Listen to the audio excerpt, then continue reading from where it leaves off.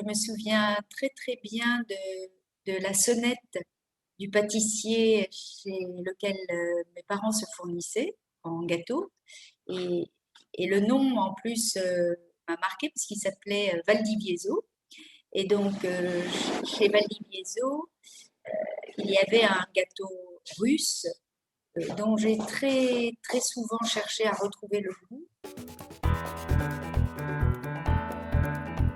Je suis originaire, d'Algérie. Donc, je suis née dans une petite ville qui est située à côté d'Oran, qui s'appelle Aïn Témouchint. Donc, j'ai quitté l'Algérie, évidemment, avec mes parents au moment de l'indépendance, donc l'indépendance de l'Algérie, donc en mai 1962. On est arrivé à Paris directement. Il se trouve qu'un cousin germain de ma mère avait un hôtel à Paris, rue Molière. Donc, on a habité rue Molière et j'allais à l'école rue Vivienne, derrière la Bibliothèque nationale.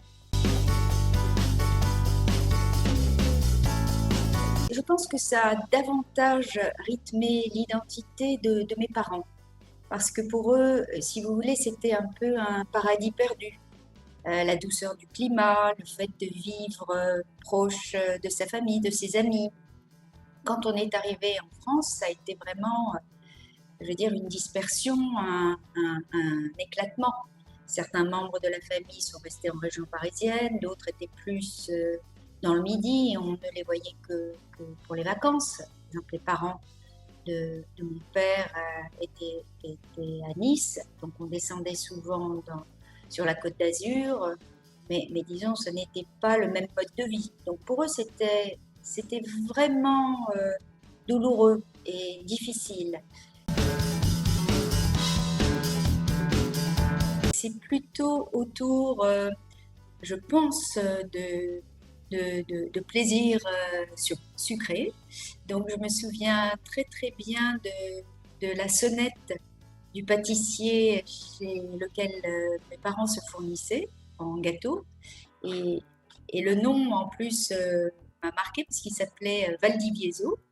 Et donc chez Valdivieso, il y avait un gâteau russe dont j'ai très souvent cherché à retrouver le goût, mais qui était une recette très particulière. Mon père, un bon professeur, surtout professeur de lettres, vous voyez, est très dans la transmission. Et c'est plutôt lui qui, très régulièrement, raconte des anecdotes à ses petits-enfants. Donc à mes enfants, aux enfants de mes sœurs. Et donc c'est davantage lui qui assume ce rôle de transmission, qui parle de ses grands-parents, de leur mode de vie, de vraiment ce qui était très différent là-bas par rapport à ce qui est ici. C'est donc davantage lui qui assume ce rôle de transmission avec beaucoup de plaisir. Hein. Quelque part, ce qu'il raconte est beaucoup plus construit que, encore une fois, les flashs que moi je pourrais transmettre et qui ont beaucoup d'importance pour moi au niveau du souvenir, mais qui ne seraient pas, comment dire, une illustration de ce qu'était la vie là-bas. Il est évident que je suis concernée, étant originaire d'Algérie, et j'ai depuis longtemps la conviction que quand on peut contribuer sur un devoir de mémoire, il faut le faire.